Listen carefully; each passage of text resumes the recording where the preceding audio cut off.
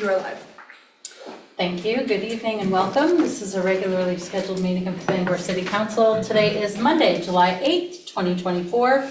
It is 7:30 p.m. We begin our meetings with the Pledge of Allegiance. I'd like to ask Wayne Mallard to lead us in the pledge.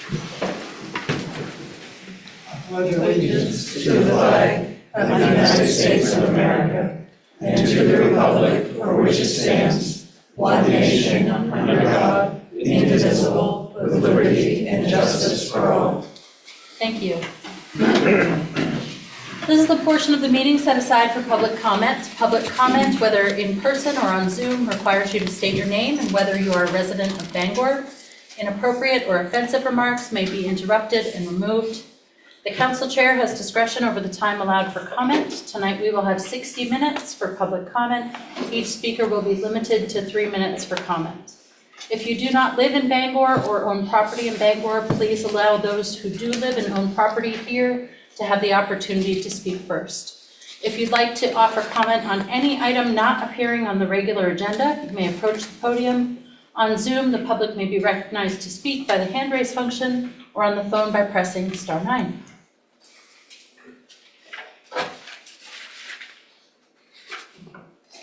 Okay. So you pass out? Sure. One little thing to hand out tonight. My name is Scott Hardy. I'm a resident of Bangor, and I'm here tonight to talk about our trash situation in Bangor. We as a community do not like to talk about it, perhaps because it stinks. I believe that as a community, we should be prepared to look at a backup plan to the facility in Hamden. In my opinion, the support of this boondoggle, and I do believe, I don't even like to use the word boondoggle, but it happens, for this boondoggle has resulted in drastically increased costs to both our pocketbooks and the environment. It is my understanding that no taxpayer funds are continuing to be sent at this facility, and please correct me if I'm wrong about that. I don't know for sure. It's just what I've heard. That could be hearsay. With the PERC plant hopefully coming back online soon, at least some of our waste will not go into the landfill. I truly believe that the city will keep us informed about a backup plan. I really believe it's important to start looking at a backup plan. I have some insight on I was involved in some of the early stages when Shinbro was there constructing it, and I do have some knowledge, and I do have a great deal of fear that it will never work. So that's why I'm talking about it tonight, so that we can perhaps look at that. I would also like to pass along that Fresh Start has purchased 2 more homes, resulting in 20 more bedrooms. One on Ohio Street, that house has 8 bedrooms, and the other is on College Avenue in Orono. It's our first attempt outside of the Bangor Brewer area, and that has 12 bedrooms in it. It is very near the campus. I'm sure we can attract college students in recovery.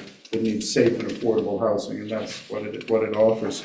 What this means is that we are nowhere near addressing the housing problem for people in recovery. Fresh Start continues to focus on safe and affordable housing for recovering addicts and alcoholics. We have not had to raise rates once in the last 5 years, and I think that speaks to the fact that we've added enough rooms to when one house is down, another is up, and we can keep on going that way for now, hopefully for a long period of time.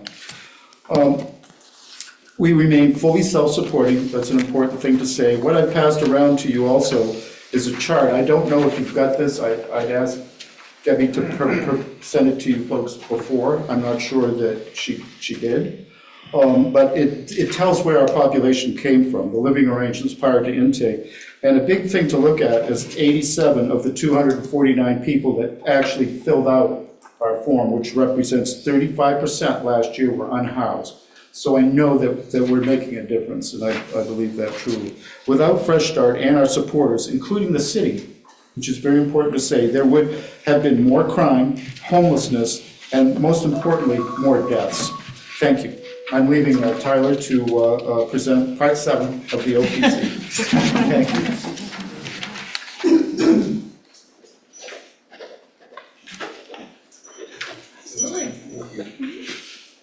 Oh, wait, I need one. Oh. Sorry. Yeah, you're good. Okay. Hi, Hi, good evening. My name is Tyler. I reside on Ohio Street in Bangor. And this is part 7 of OPCs. What's it like inside of an overdose prevention center? First, there's the intake process. Upon arrival, participants undergo a screening process providing information about their demographics, living situation, drug of choice, their different modalities, and the last time they used.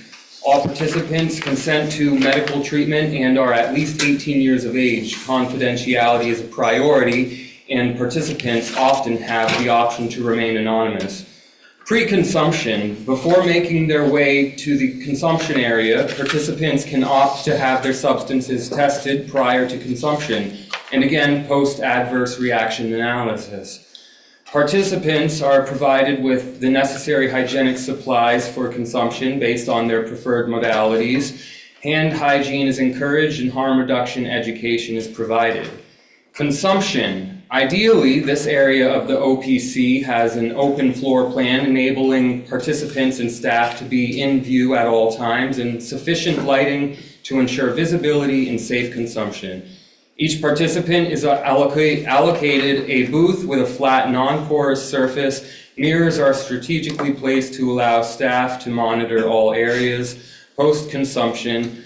Following consumption, participants move to a designated area for safety monitoring. In case of immediate health concerns, life-saving medical treatment is instantly available.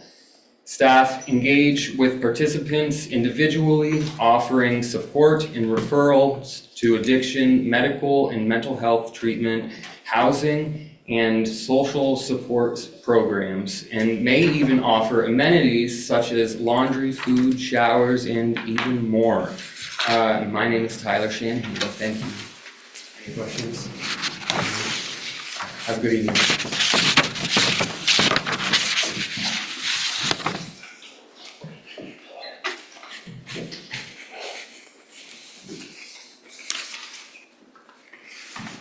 I'm Jonathan Barry. I'm a resident of Bangor. I'm the artistic director of Penobscot Theatre Company. I'm close to 3 minutes, so forgive me. For 50 years, Penobscot Theatre Company has been proud to serve an important and necessary role in this community. In a town of just over 30,000, the presence of a full-time professional producing theatre is rare indeed. And over 50 years, we've become an important part of what makes Bangor a great place to live. From our home, the historic Bangor Opera House, PTC has been an anchor for the revitalization of downtown. We now employ 18 staff members and over 120 artists over the course of the season. This past year, we saw over 30,000 people make their way up Main Street to see a show. They got coffee or drinks or dinner at their local, great local businesses that make up our downtown. Our Dramatic Academy program engages over 250 students a year in after-school and summer programs, and upwards of 1,800 students in our student matinees, not only exposing them to art and culture, but improving their self-esteem, their confidence, the teaching values of collaboration at an early age. A theater is, at its best, a hub for the community. It's where we go to understand better ourselves and the world we live in. Experiencing joy or compassion, we can connect better and build community. While a clear public good, the arts rarely receive the full support indicative of its important place in the culture.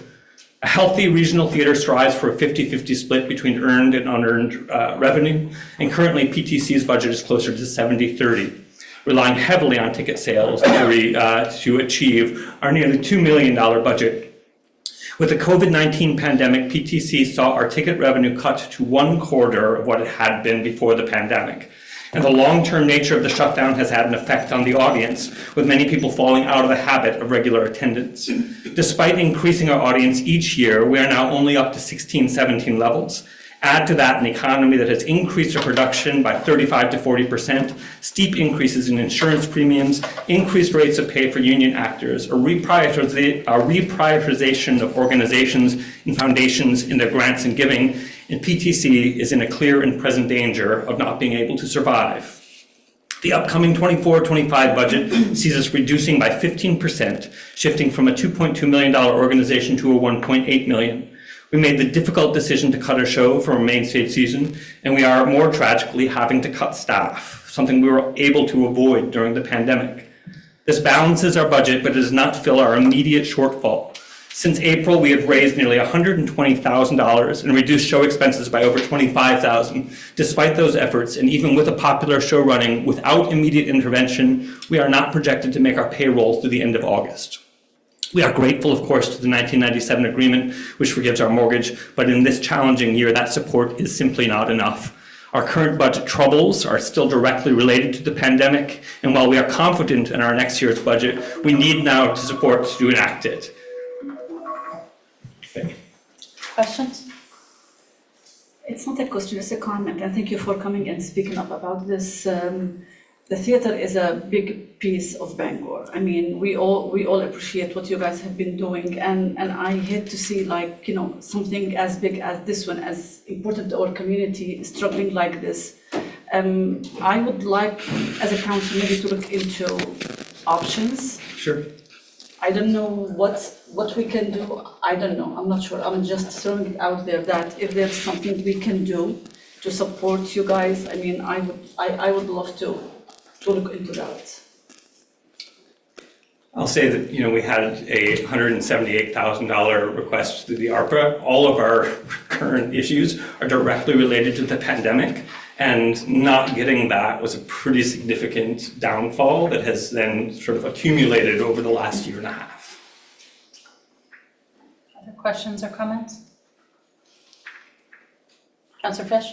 Now that we have a grant writer, could we look into what potential grants, or, I mean, it wouldn't be the long-term solution, but is Yeah, that, but the issue now, it's immediate, Yeah. and maybe afterwards, maybe look into grant, but something immediate. Councillor Trumbull? Any other questions, if I would support further discussion, business and economic development committee. Thank you. Okay, thank you.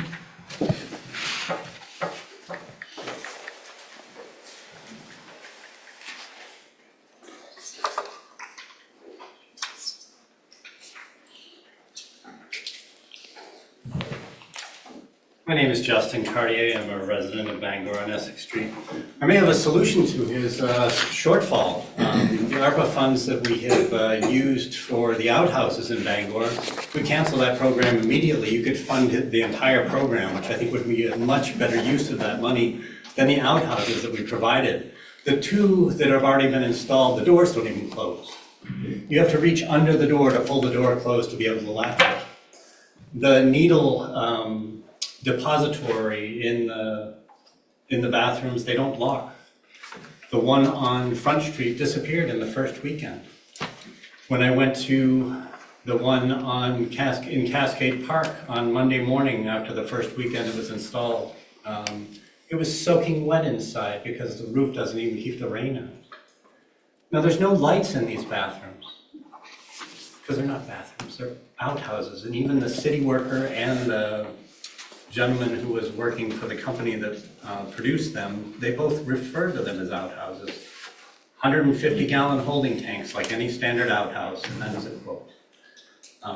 So I encourage you to rethink, and I don't know what the feedback has been from anyone else on this program that you've started with the outhouses around the city of Bangor, but you certainly could choose to end that and use that ARPA money for something of much better use to the community. You know, we talk about equity and inclusion for all, and these outhouses are not equitable. They're going back to the way it was back in 1907. In 1908, we outlawed outhouses, and that's what you provided for us. No catch basins, as Tracy presented in his presentation, that would catch any human waste that may end up coming through either the washing of or when there's toilet paper on the floor. That's not even a floor, it's a dirt floor, because the water from the rain on that first weekend washed right through the slab that is the base for that outhouse. And I believe as we bolt those to the slab, they become permanent structures. They're not the temporary structures, which is how we get around that city ordinance of having outhouses in the city, is it not? And as a permanent structure, I think we're going to have some issues to deal with.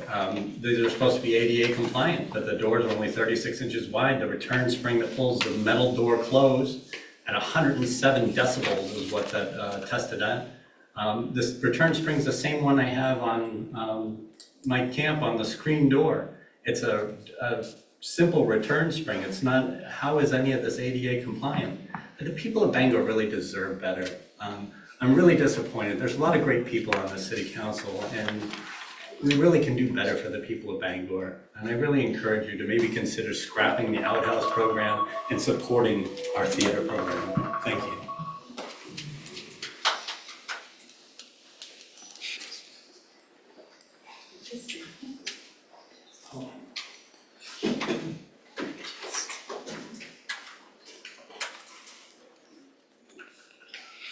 Picking up litter. Wayne Mallor, resident of Bangor. I have three items I'd like to bring up. The first one is I wanted to apologize to Mr. Warren in the city manager's office.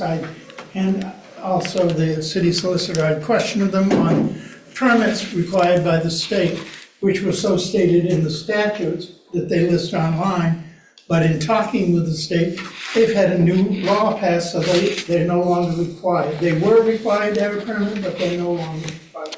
So I apologize for making such a big issue of it, because I thought you could read the statute and believe what it said, but obviously you can't.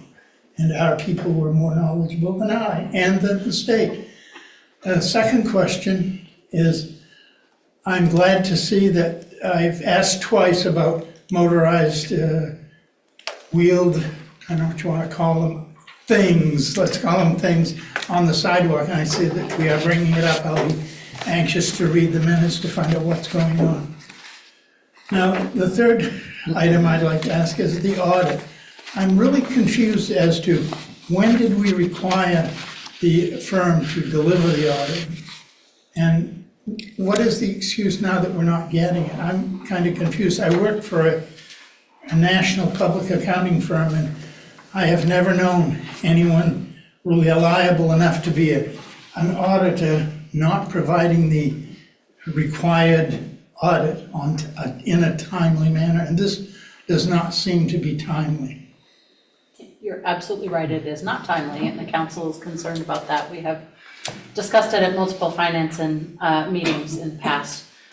My understanding from tonight's meeting from our finance director is that we expect the documents back this week, far beyond what any of us consider acceptable. And we will be, in 2025, we decided to go out to bid to see if we could find another auditing firm who can produce documents in a more timely fashion.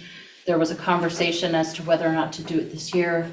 Unfortunately, with where we are in sort of the financial cycle, it didn't give us enough time to fully vet a new firm for next year. Did we have a requirement that they had to deliver it at a certain time? That's a good question. I don't know that offhand. Yeah, I mean, I think there were delays on both sides that just pushed it out. You mean we delayed giving them the information to work with? I think we did delay. We were behind in some areas due to lack of staffing, and then they had lack of staffing, and it just kind of snowballed, is my understanding. But their lack of staffing is not our concern. They're required to provide, we had a contract with them, they're required to provide the information. They're not providing it. Is there any satisfaction on our part because they didn't provide? That part I don't know, I apologize. Councilor Leonard. So there was a request that we have an after-action report that be delivered to council upon after not only receiving the audit, but also understanding how we got to this point that we're at right now. I am hoping we will get that report delivered to the Finance Committee at a future date. But we're not going to know the full details as to how the audit got to where it is until that report actually does come to the Finance Committee. I'll definitely be looking forward to that report though when it does arrive. Okay.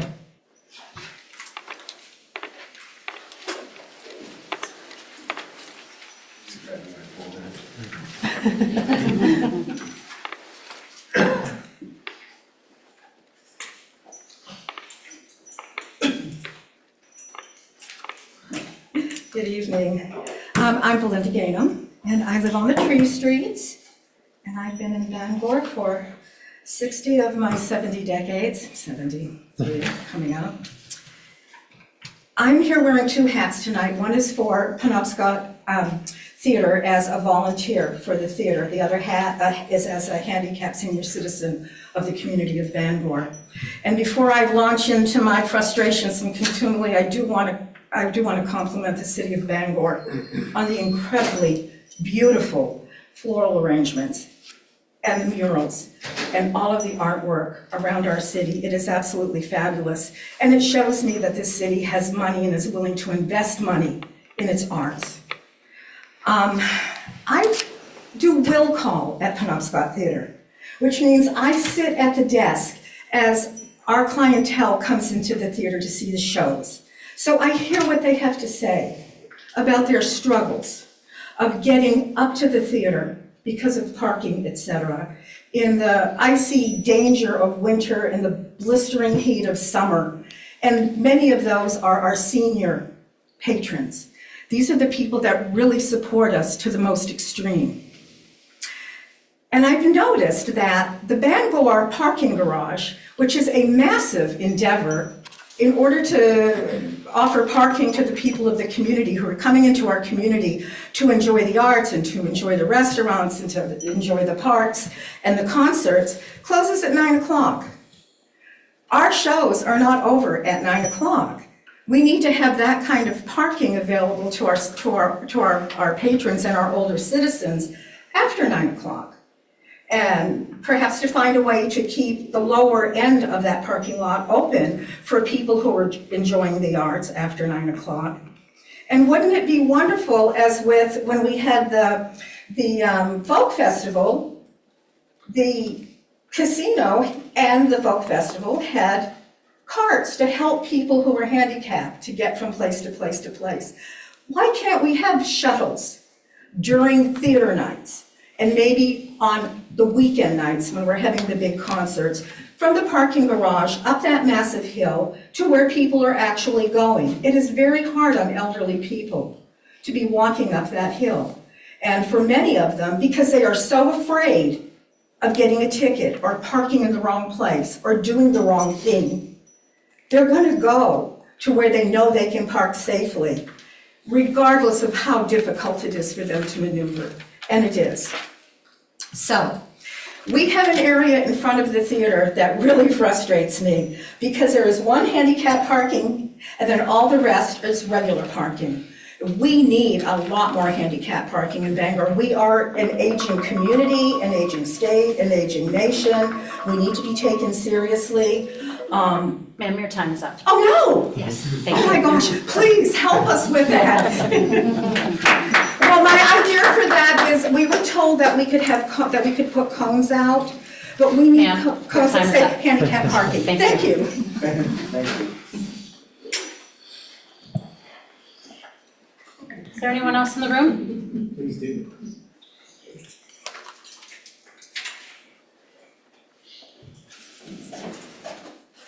Hello, I'm Tamara. I live in Orono, but I work in Bangor. And I have a couple of things to touch on, nothing super huge today. First, I want to thank you for the bathrooms. I think they're wonderful, and it's so much better than using the bathroom outside, which is unsanitary and not safe. So I think that they are significantly better than what was happening before. Second, I actually want to invite you guys to something very exciting. Food and Medicine and the Together Place Collaborative and Wabanaki Public Health and Wellness are working together on Echo Park neighborhood celebration. It's going to happen on July 20th. In Co Park, we're going to celebrate the park and the neighborhood and the garden. It'll be fun. It'll also be a resource fair outside in the park. Good opportunity to interact with community members, and would love to see some of you there if you're available. It's a Saturday, so from 10 to noon. And then there will be free food at 11:30. And I also want to show some support for Dignity First. That's the third reason that I'm here today. I wasn't at any of the meetings where things were decided, but I know that they have a really great project proposed, and they need access to land in order to make that project happen. I know that it would have a significantly positive impact in the community. And I know that it would have a significantly positive impact on a lot of my friends in the community who are facing homelessness right now. So I don't know where you are at in the decision-making process, but I would strongly encourage a rethinking of allowing Dignity First access to the land that they requested access to. And that is all I have. Thank you. Could you please send the details about the Co-Park celebration to counselors@bangormaine.gov? Yeah, of course. We have a flyer. Yeah. Appreciate it. Thank you.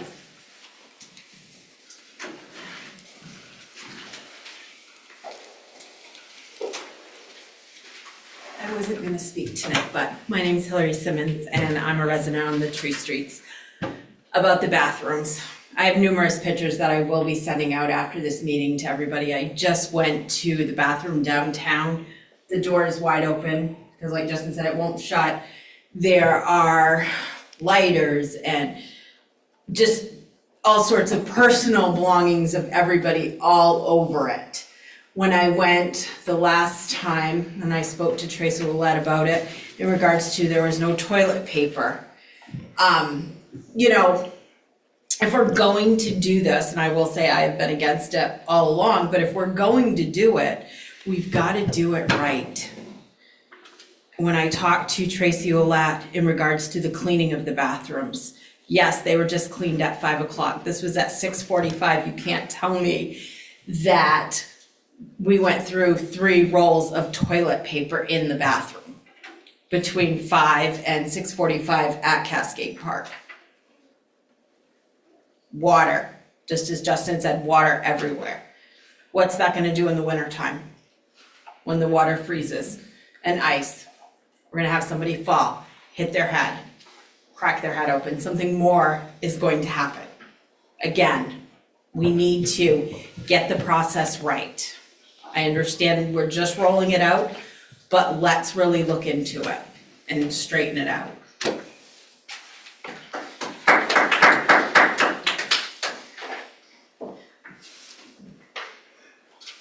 Seeing no one else approach in the room and no hands online, we'll move on to the consent agenda.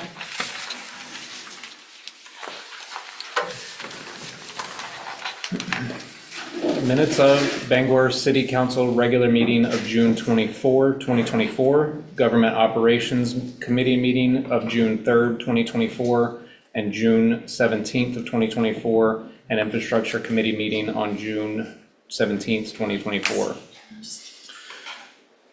Liquor license renewals, application for liquor license renewal, Malt, Wine, and Spirits of Smoke and Steel LLC, doing business as Smoke and Steel, 471 Stillwater Avenue. Application for liquor license renewal, Malt, Wine, and Spirits of Timka Incorporated, doing business as Gagan's Pub and Brewery, 570 Main Street. Application for liquor license renewal, Malt, Wine, and of Bangor Urban Air, doing business as Urban Air, 1129 Union Street. And liquor license new, application for liquor license new Malt, Wine, Spirits of Bouillon Chibo LLC, doing business as Lovano's, 118 Harlow Street. I move passage of the consent agenda. Second.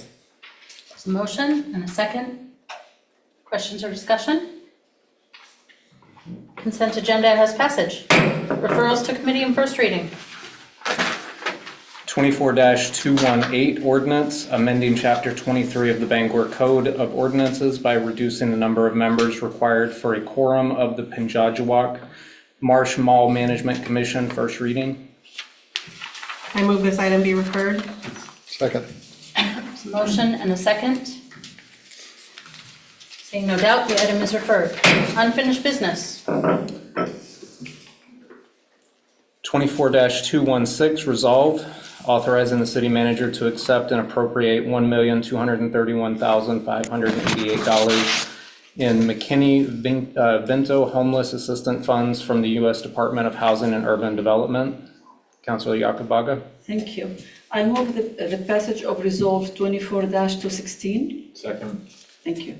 This resolve authorizes the city manager to accept and appropriate $1,231,588 McKinney-Vento Homeless Assistance Funds from HUD for the period of April 1st, 2024 to November 30th, 2025.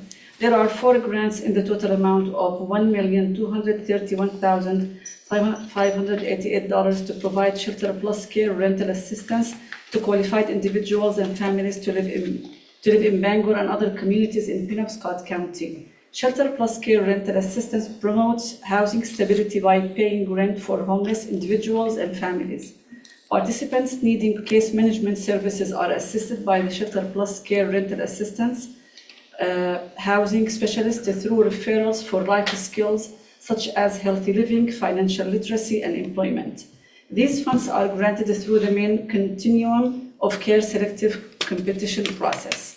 This item was reviewed at the Government Operations Committee meeting on July 8, 2024. Thank you, Councillor Yakbaga. We have a motion. We have a second. Questions or discussion? Seeing none, the item has passage. New business. 24-219, order authorizing contract award to Streets Landscape and Lawn Care Incorporated, MDOT WIN number 026053.05, Ohio Street Resurfacing and Sidewalk Project, Thomas Hill Road to I-95 Bridge. Councilor Trumbull. Thank you, Mr. Clerk. Madam Chair, I move for passage of order 24-219. Second. This authorizes a contract award to Streets Landscape and Lawn Care Incorporated for the Ohio Street Resurfacing and Sidewalk Project, Thomas Hill Road to I-95 Bridge. 3 contractors submitted proposals for the project. Prices range from $277,045 to $354,042. The low proposal was provided by Streets Landscape and Lawn Care of Old Town, Maine.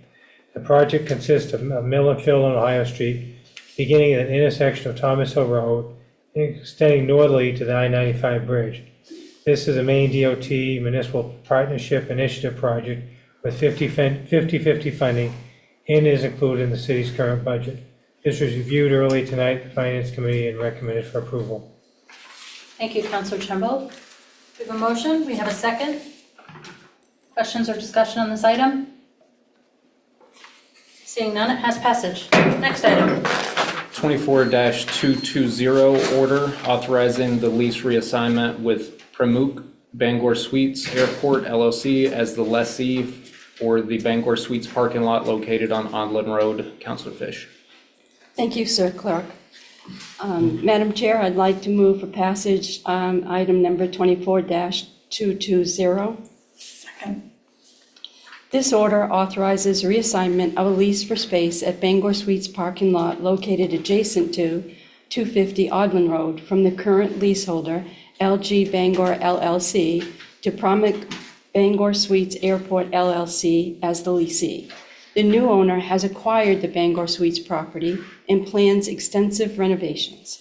This project is expected to be significant economic development stimulant for the community as we need more quality hotel space. The improved property will enhance our area's appeal to visitors and potential new residents. This item was reviewed by the Business and Economic Development Committee on July 8, 2024. Thank you, Councilor Fish. We have a motion. We have a second. Questions or discussion? Seeing none, 24-220 has passage. Next item.